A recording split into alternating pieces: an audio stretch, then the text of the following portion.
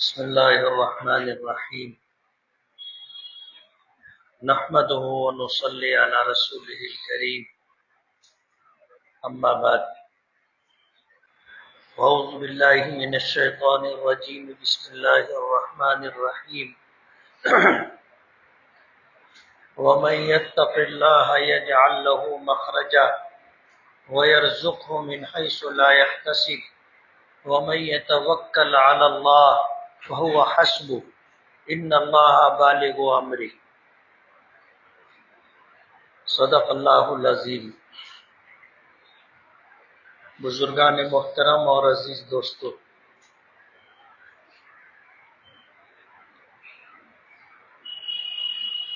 یہ کائنات اللہ کی پیدا کرتا ہے اور اللہ تعالیٰ اس کائنات کے رب ہیں۔ رب ہونے کا مطلب یہ ہے کہ اس کائنات میں اللہ نے جتنی مخلوقات پیدا کی ہیں ان تمام مخلوقات کی ہر قسم کی ضروریات کا پورا کرنا اللہ نے اپنے ذمے لے رکھا ہے۔ اللہ پاک سب کو روزی دیتے اور اللہ جیسا چاہتے ہیں ویسے روزی دیتے۔ کسی کو اللہ کم دیتے ہیں، کسی کو زیادہ دیتے ہیں۔ یہ اللہ تعالیٰ کی حکمت و مصلحت کے پیش نظر۔ بسا اوقات مال کا زیادہ مل جانا بھی آدمی کے بھٹک جانے اور بے راہ ہو جانے کا سبب بنتا ہے، اور کبھی ایسا ہوتا ہے کہ تنگ دستی اور محتاجگی آدمی کو کفر تک پہنچا دیتی۔ تو یہ اللہ بہتر جانتے ہیں کہ کس بندے کے حق میں کیا چیز دنیا اور آخرت کے اعتبار سے بہتر ہے، ہم نہیں جانتے۔ ہم ایسا سمجھتے ہیں کہ ہم کو زیادہ دولت ملے گی، زیادہ رزق ملے گا، زیادہ مال ملے گا تو ہمارے حق میں اچھا ہوگا۔ ہم میں سے کوئی غریب رہنا، تنگ دستی اور محتاجگی میں رہنا پسند نہیں کرتا، مگر یہی مال کبھی گمراہی کا سبب بن جاتا ہے اور یہی تنگی اور محتاجگی بسا اوقات کفر تک پہنچا دیتی۔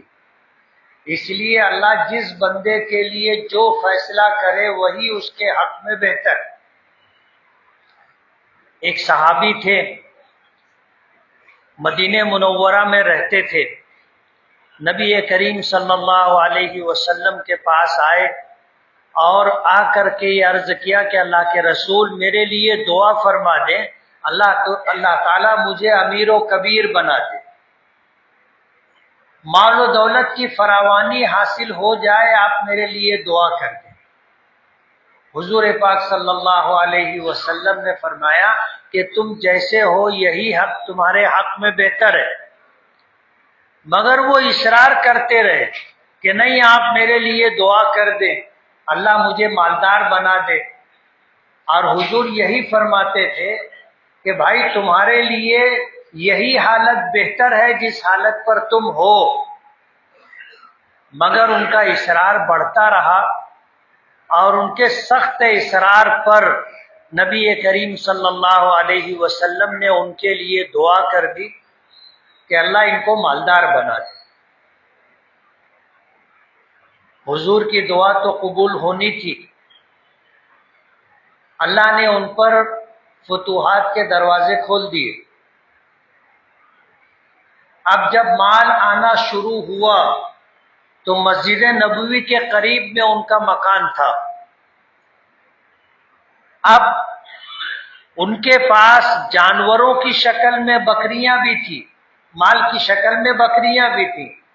بکری کے رہنے کا جو باڑا تھا وہ چھوٹا پڑنے لگا، بکریاں زیادہ ہو گئی، جگہ تنگ پڑنے لگی، تو انہوں نے مسجد نبوی کے قریب جو مکان تھا، جو گھر تھا، اسے بیچ دیا اور کچھ دور پر اس سے بڑی جگہ لے لی، مکان بنا لی۔ تھوڑے دنوں میں ہوا یہ کہ وہ جگہ بھی تنگ پڑنے لگی۔ اب جب مسجد نبوی سے انہوں نے پہلا مکان بیچ کر کے کچھ دور پر جگہ بڑی لی تھی، تو اب 5 وقتہ نمازوں کے لیے مسجد نبوی میں آنا جانا کم ہو گیا۔ کسی نماز میں آ جاتے، کسی نماز میں نہیں آتے۔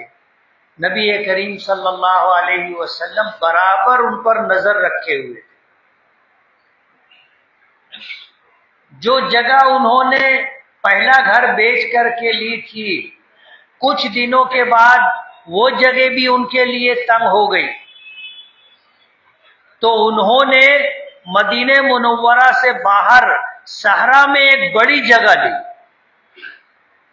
اور وہاں منتقل ہو گئے۔ جب وہاں منتقل ہو گئے تو مسجد نبوی آنا جانا بالکل ختم ہو گئے۔ حضور کی دعا لگ گئی تھی، مال بڑھتا رہا بڑھتا رہا بڑھتا رہا،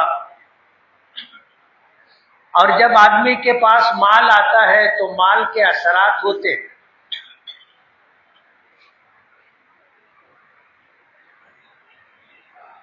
لوگوں نے لکھا ہے کہ ہر چیز کی اپنی ایک تاثیر ہوتی، مال کا بھی اپنا ایک اثر ہوتا ہے۔ جیسے سردی آتی ہے تو بازار کے اندر سوٹر، مفلر، کمبل سب آ جاتا ہے، اور جب سردی جاتی ہے تو یہ سب غائب ہو جاتا ہے، اور موسم کے لحاظ سے پھر دوسری چیزیں آ جاتی۔ تو جب کوئی چیز آتی ہے تو اپنے ساتھ اپنے اثرات لے کر کے آتی۔ اب جب ان کے پاس مال نہیں تھا تو مزاج میں مسکنت تھی، بات مان لینے کا مزاج تھا، سن لیتے تھے اور عمل کر لیا کرتے تھے، لیکن جب مال آیا تو مزاج تبدیل ہونے لگا۔ اور پرانے لوگ کہتے ہیں نا کہ جب کوئی نیا دولت مند، نو دولتیہ بات کرتا تھا اور بڑی بات کرتا تھا تو پرانوں لوگ کہتے تھے کہ تو نہیں بول رہا ہے، تیرا پیسہ بول رہا ہے۔ تو پیسے کے اپنے اثرات ہوتے۔ اب جب ان کے پاس مال اتنا ہو گیا کہ اب ان کے پاس رکھنے کی جگہ نہیں، سنبھالنا مشکل ہو گیا، مزاج میں بھی مال کے اثرات آ گئے۔ حضور پاک صلی اللہ علیہ وسلم نے بیت المال قائم فرمایا تھا اور بیت المال پر عامل مقرر کیے تھے، اور جو عامل ہوتے ہیں ان کا کام یہ ہوتا ہے کہ وہ لوگوں کی کھیتیوں میں، باغات میں، اور جن کے پاس جانور ہیں ان کے پاس جا کر کے ان کی زکوٰۃ وصول کر کے بیت المال میں لا کر کے جمع کراتے تھے۔ یہ ان کی ڈیوٹی تھی، ان کا کام تھا۔ یہ پہنچے ان کے پاس بیت المال کے عامل، اور جا کر کے ان سے مطالبہ کیا کہ آپ اپنی زکوٰۃ دیجئے، میں زکوٰۃ لینے کے لیے آیا ہوں۔ ان کو حضور کی طرف سے عامل کا آنا ناگوار گزرا، اور انہوں نے جواب یہ دیا کہ میں اپنے مال کی زکوٰۃ خود دے لوں گا، بیت المال میں جمع نہیں کرواؤں گا۔ جبکہ علماء نے لکھا ہے کہ مال 2 طرح کا ہوتا ہے۔ ایک مال وہ ہوتا ہے جو روپیہ، پیسہ، سونے چاندی کی شکل میں ہوتا ہے، اس کی زکوٰۃ آدمی خود دینا چاہے دے دے، لیکن کھیتی کی پیداوار، باغات میں پھلوں کی پیداوار، جانور ہو تو جانوروں کی زکوٰۃ، یہ بیت المال ہی میں جمع کرنا پڑے گا۔ آپ اپنی مرضی سے نہیں خرچ کر سکتے، نہیں دے سکتے۔ لیکن انہوں نے انکار کر دیا۔ عامل آئے، آ کر نبی کریم صلی اللہ علیہ وسلم کو پورا واقعہ سنا دیا کہ ہم لوگ فلاں ابن فلاں کے پاس گئے تھے، ان کو اللہ نے بہت مال دیا، ہم نے ان سے بیت المال کا حصہ مانگا، زکوٰۃ مانگی، انہوں نے انکار کر دیا۔ حضور پاک صلی اللہ علیہ وسلم نے فرمایا ٹھیک ہے، میں نے پہلے ہی ان کو منع کیا تھا، اب تم مت جانا۔ حضور نے عامل کو سمجھا دیا اور اس بات کی طرف بھی اشارہ کر دیا کہ یہ غریب تھے، ان کے لیے غریب رہنا ہی بہتر تھا۔ آج اللہ نے مال دے دیا تو مال کی رعونت آ گئی، اور آج انہوں نے بیت المال کی طرف سے عامل آیا زکوٰۃ وصول کرنے کے لیے، جس کی ادائیگی ان پر فرض ہے، انہوں نے انکار کر دیا۔ حضور نے عامل کو منع کر دیا کہ آپ مت جانا۔ جو لوگ حضور کی مجلس میں اس وقت موجود تھے سب نے عامل کی بھی بات سنی اور پھر نبی کریم صلی اللہ علیہ وسلم کی ہدایات بھی سنی۔ یہ بات لوگوں کے ذریعے اس شخص تک پہنچ گئی جن کا یہ واقعہ تھا۔ وہ اپنی احساس ہوا تو اپنے مال کی زکوٰۃ لے کر کے حضور پاک صلی اللہ علیہ وسلم کے پاس آئے اور کہا کہ اللہ کے رسول، یہ میرے مال کی زکوٰۃ ہے، آپ قبول فرما لیں۔ حضور نے فرمایا کہ نہیں، تمہاری زکوٰۃ تم واپس لے جاؤ۔ حضور نے قبول کرنے سے انکار کر دیا۔ پھر حضور کا وصال ہو گیا۔ حضور کے وصال کے بعد حضرت ابو بکر صدیق رضی اللہ تعالی عنہ خلیفہ بنے، تو پھر وہ اپنے مال کی ساری زکوٰۃ لے کر حضرت ابو بکر صدیق رضی اللہ تعالی عنہ کے پاس آئے اور کہا کہ امیر المومنین، آپ یہ میری زکوٰۃ وصول کر لیجئے، قبول کر لیجئے۔ حضرت ابو بکر صدیق رضی اللہ تعالی عنہ نے جواب دیا کہ جس کی زکوٰۃ میرے آقا نے قبول نہیں کی، ابو بکر کی یہ جرت نہیں ہے کہ وہ وصول کرے، تم لے جاؤ۔ حضرت ابو بکر صدیق رضی اللہ تعالی عنہ کی خلافت 2.5 سال رہی۔ جب ان کا وصال ہو گیا، حضرت عمر خلیفہ بنے، پھر وہ اپنی ساری زکوٰۃ لے کر کے آئے اور کہا کہ امیر المومنین، یہ میرا مال ہے اور یہ اس مال کی زکوٰۃ ہے، آپ قبول فرما لیں، بیت المال میں جمع کر لیں۔ حضرت عمر فاروق رضی اللہ تعالی عنہ نے فرمایا کہ جس کی زکوٰۃ میرے آقا نے اور میرے پیشرو خلیفہ امیر المومنین ابو بکر صدیق رضی اللہ تعالی عنہ نے قبول نہیں کی ہے، ابو عمر کی یہ ہمت نہیں ہے کہ اس کی زکوٰۃ وصول کرے، لے جاؤ۔ میں یہ کہہ رہا تھا کہ کسی کے لیے مال کا ملنا اس کے حق میں بہتر ہوتا ہے،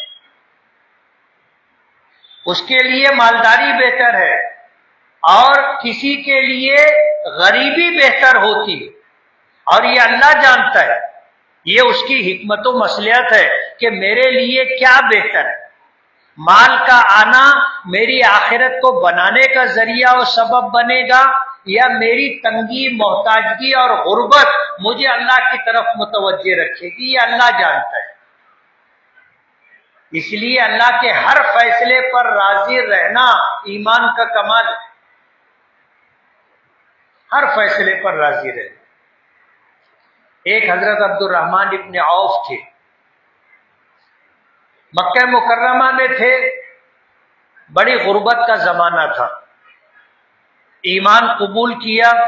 ایمان قبول کرنے کے بعد حضور نے ان کا نام رکھا عبد الرحمن۔ مکے میں رہے، حضور ہجرت کر کے مدینہ منورہ تشریف لے آئے، تو یہ بھی بڑی مشقتوں اور تکلیفوں کے ساتھ ہجرت کر کے مدینہ آئے۔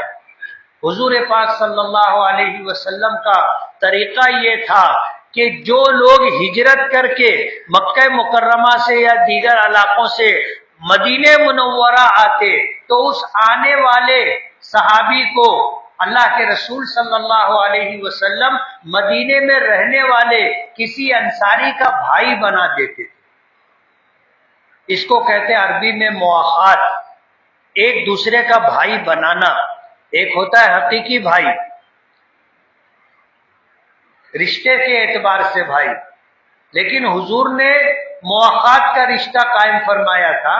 جب حضرت عبد الرحمن ابن عوف رضی اللہ تعالی عنہ ہجرت کر کے مکہ مکرمہ سے مدینہ منورہ آئے تو نبی کریم صلی اللہ علیہ وسلم نے ایک انصاری صحابی حضرت سعد ابن ربیع رضی اللہ تعالی عنہ ان کو بلایا اور بلانے کا کب بلانے کے بعد فرمایا کہ سعد یہ عبد الرحمن آج سے تمہارے بھائی،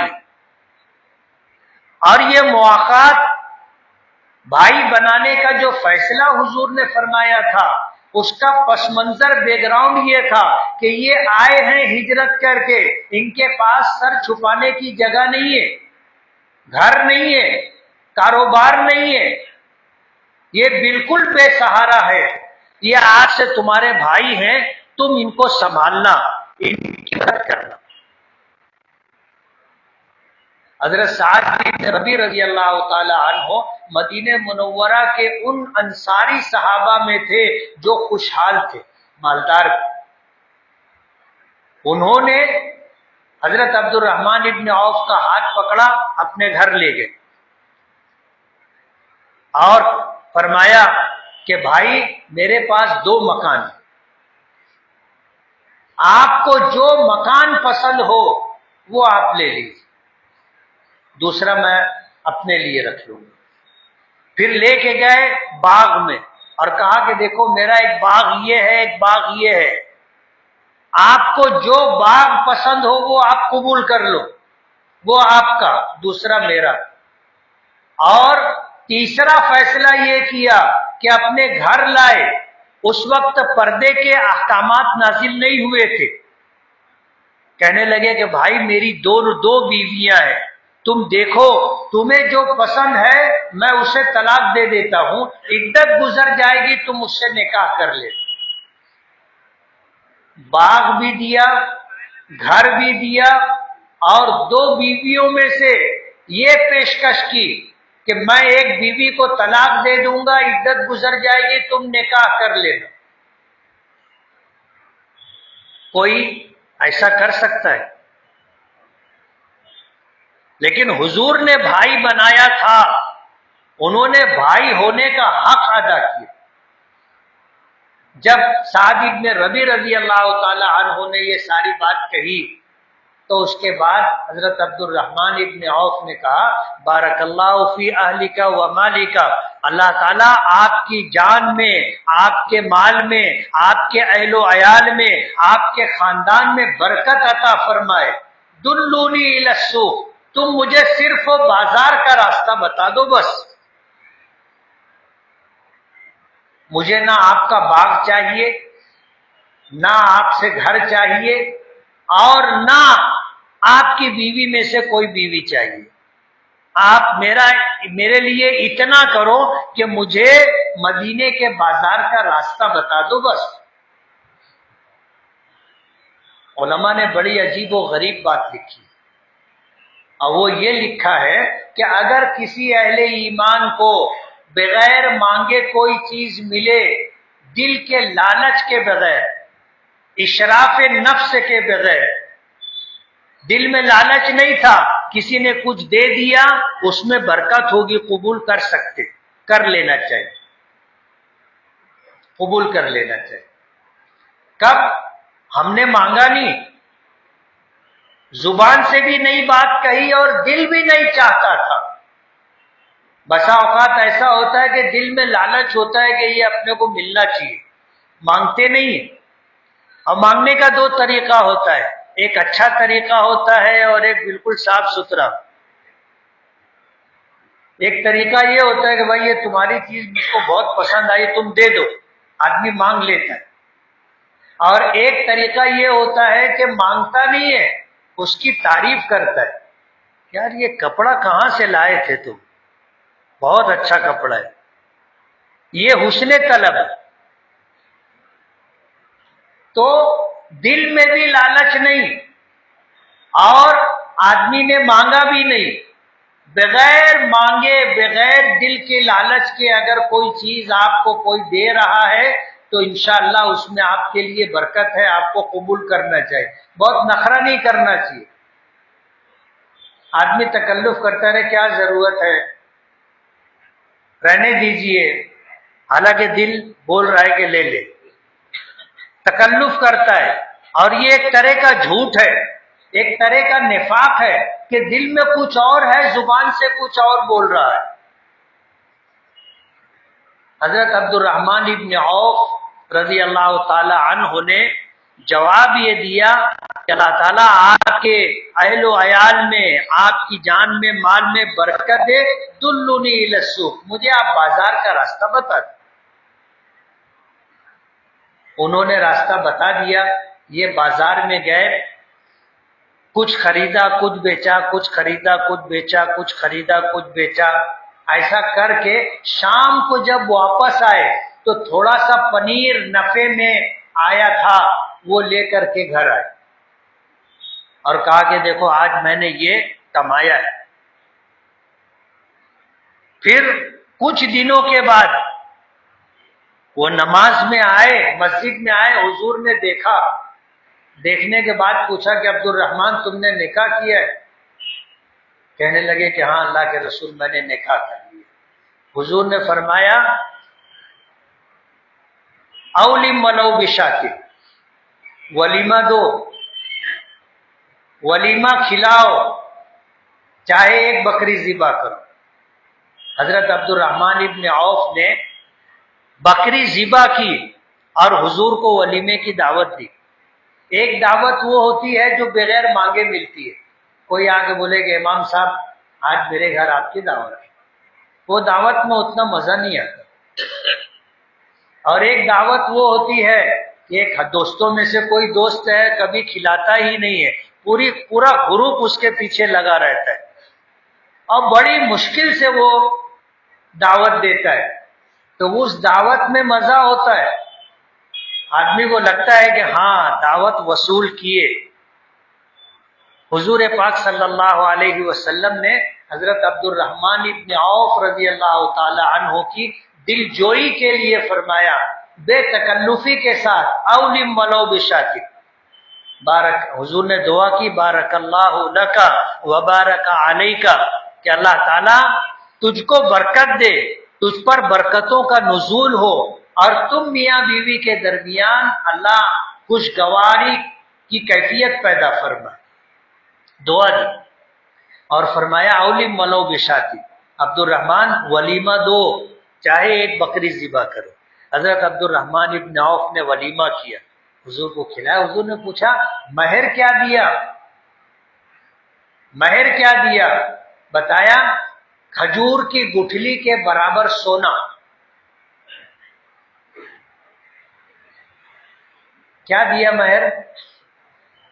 ارے بولو نا، کھجور کی گٹھلی کے برابر سونا۔ حضور نے دعا دی، کیا دعا دی؟ اللہ تعالیٰ تمہاری جان میں اور مال میں برکت۔ حضرت عبد الرحمن ابن عوف کو حضور کی دعا لگ گئی اور اللہ نے ایسی خوشحالی عطا کی، ایسی خوشحالی عطا کی کہ کم لوگوں کو ملی۔ اللہ نے بہت مال دیا، لیکن مال کا اثر دل تک نہیں پہنچا تھا۔ ہمیشہ ان کو یہ خیال پریشان کیے رہتا تھا کہ کہیں ایسا تو نہیں ہے کہ میری نیکیوں کا بدلہ اللہ مجھے دنیا میں دے رہا ہے، کہ جہاں ہاتھ ڈالتا ہوں نفع ہوتا ہے، جو کام شروع کرتا ہوں اس میں نفع ہوتا ہے، تو کہیں ایسا تو نہیں ہے کہ میری نیک اعمال کا بدلہ اللہ دنیا میں دے رہا ہے۔ تو اللہ کے راستے میں بے حساب خرچہ کرتے تھے۔ ایک واقعہ آتا ہے کہ مدینہ منورہ میں قحط سالی تھی، کھانے کے لیے غلات مل نہیں رہے تھے، گیہوں چاول وغیرہ مل نہیں رہے تھے، لوگ پریشان تھے کہ غلہ نہیں مل رہا ہے، قحط سالی ہے، کھیتوں میں پیداوار نہیں ہوئی ہے۔ حضرت عبد الرحمن ابن عوف رضی اللہ تعالی عنہ ملک شام گئے اور وہاں سے انہوں نے گیہوں خریدا، غلہ خریدا اور اونٹوں پر لاد کر کے ایک ایک اونٹ ایسے لین سے انہوں نے روانہ کیا۔ 500 اونٹوں کے اوپر ان کا تجارتی مال آ رہا تھا۔ مدینہ منورہ جب وہ پہنچا تو اہل مدینہ کی ضرورت تھی، شور مچ گیا کہ بھائی غلہ آ گیا ہے۔ شور کی آواز حضرت عائشہ صدیقہ رضی اللہ تعالی عنہا نے سنی، پوچھا کہ بھائی یہ شور کیسا ہے؟ تو کسی نے بتایا کہ عبد الرحمن ابن عوف کا قافلہ آیا ہے اور غلہ لے کر کے آیا ہے۔ حضرت عائشہ رضی اللہ تعالی عنہا کی زبان سے نکلا، اللہ تعالیٰ عبد الرحمن ابن عوف پر رحم فرمائے۔ یہ کوئی بد دعا تو ہے نہیں، دعا کی کہ اللہ عبد الرحمن ابن عوف پر رحم فرمائے۔ یہ بات حضرت عبد الرحمن ابن عوف تک پہنچ گئی۔ وہ آئے، آ کر حجرہ مبارکہ کے دروازے پر کھڑے ہوئے، سلام کیا اور حضرت عائشہ رضی اللہ تعالی عنہا سے پوچھا کہ ام المومنین، آپ نے میرے متعلق یہ بات کہی ہے کہ اللہ عبد الرحمن ابن عوف پر رحم فرمائے؟ فرمایا کہ ہاں۔ پوچھا کیوں آپ نے میرے لیے یہ جملہ کہا؟ تو حضرت عائشہ رضی اللہ تعالی عنہا نے واقعہ سنایا۔ وہیں کھڑے ہو کر کے انہوں نے اعلان کیا کہ ملک شام سے میرا جو تجارتی قافلہ آیا ہے وہ اہل مدینہ پر میں تقسیم کرتا ہوں مفت میں۔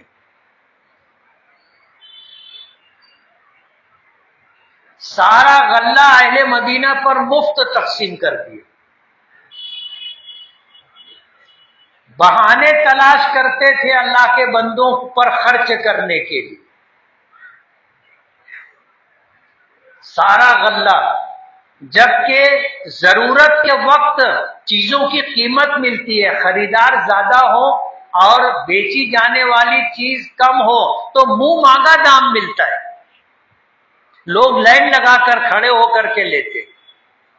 لیکن حضرت عبد الرحمن ابن عوف نے اہل مدینہ پر پورا غلہ تقسیم کر دیا۔ اللہ کے راستے میں خرچ کرنے کے لیے بہانہ ڈھونڈتے تھے۔ جب ان کا انتقال ہوا، 4 بیویاں تھیں، انتقال ہوا تو گھر میں اتنا سونا تھا کہ کلہاڑی سے کاٹ کر کے تقسیم کیا گیا۔ اور اس زمانے میں 4 بیویوں میں سے ایک بیوی کو 12 لاکھ درہم ملے تھے، اور بیویوں کا حصہ اولاد کی موجودگی میں 8واں حصہ ہوتا ہے، یعنی کل مال کا 8واں حصہ جو تھا وہ 4 بیویوں میں برابر برابر بٹا تھا۔ اتنا اللہ نے ان کو مال دیا تھا، لیکن اللہ کے راستے میں خرچ بھی اسی طرح کیا کرتے تھے۔ تو کسی کے لیے مال کا ملنا رحمت کا باعث ہوتا ہے، اور کسی کے لیے مال کا نہ ملنا، غریبی میں رہنا اس کے لیے بہتر ہوتا ہے۔ اللہ کے فیصلے پر راضی رہنا چاہیے۔ آج مالیگاؤں کے کاروباری حالات اچھے نہیں، 4 دن 5 دن کارخانے بند ہیں، لیکن جو اللہ سے ڈر کے زندگی گزارتا ہے، یعنی تقوی پرہیزگاری کی راہ اختیار کرتا ہے، ہر حال میں حلال کمانا ہے، حلال کھانا ہے، یہ طے کر لیتا ہے، حرام سے، مشکوک مال سے، دھوکہ دڑی، خیانت، بددیانتی سے بچتا ہے۔ وَمَن يَتَّقِ اللَّهَ يَجْعَل لَّهُ مَخْرَجًا، اللہ سے ڈر کے تقوی پرہیزگاری کا راہ اختیار کرتا ہے، اللہ اس کے لیے راستے کھول دیتے۔ وَيَرْزُقْهُ مِنْ حَيْثُ لَا يَحْتَسِبُ، اور اس طرح اللہ اس کو روزی دیتا ہے کہ اس کو گمان بھی نہیں ہوتا۔ اللہ راستے بناتا ہے اور ایسی جگہوں سے اس کو روزی ملتی ہے کہ اس کو خود گمان نہیں ہوتا کہ مجھ کو یہاں سے کچھ ملے گا۔ وَيَرْزُقْهُ مِنْ حَيْثُ لَا يَحْتَسِبُ وَمَن يَتَوَكَّلْ عَلَى اللَّهِ فَهُوَ حَسْبُهُ، اور جو اللہ پر بھروسہ کر لیتا ہے، کامل بھروسہ، اللہ اس کے لیے کافی ہے۔ اللہ کسی کو بھوکا سلاتا نہیں ہے۔ کہتے ہیں نا اللہ بھوکا اٹھاتا ہے بھوکا سلاتا نہیں، سب کو اللہ روزی دیتا ہے، یہ اس کی ربوبیت ہے، اس نے ذمہ داری لی ہے کائنات کی، مخلوقات کی ہر ضرورت پوری کرنے کی۔ وَمَا مِن دَابَّةٍ فِي الْأَرْضِ إِلَّا عَلَى اللَّهِ رِزْقُهَا، روئے زمین پر ایک مخلوق بھی ایسی نہیں ہے جس کو رزق دینے کی ذمہ داری اللہ نے نہ لی، اللہ نے سب کی ذمہ داری۔ اہل شہر کی یہ ذمہ داری بنتی ہے کہ تقوی، پرہیزگاری، حلال کمائی کے لیے جد و جہد کرنا، اللہ روزی دے گا، اور اس طرح روزی دے گا کہ آدمی حیران ہو جائے گا، اور اللہ پہ بھروسہ کرو گے اللہ تمہارے لیے کافی ہے۔ وآخر دعوانا الحمدللہ رب العالمین۔